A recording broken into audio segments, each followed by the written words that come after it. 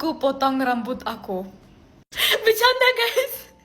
Ini asli rambut aku. Selama ini kalian tertipu. Saya tidak pernah punya rambut panjang.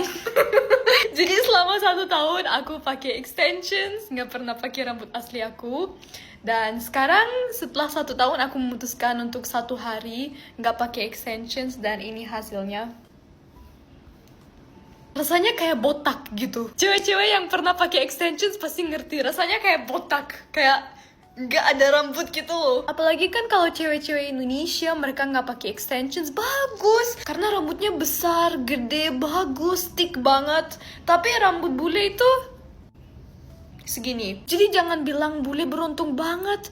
Kamu tuh nggak punya rambut diketek, tapi di kelapa juga nggak ada rambut. Tapi ini buat 1 hari doang. Jadi besok aku akan pasang extensions lagi. Coba komen kalian lebih suka aku pakai extensions atau rambut asli.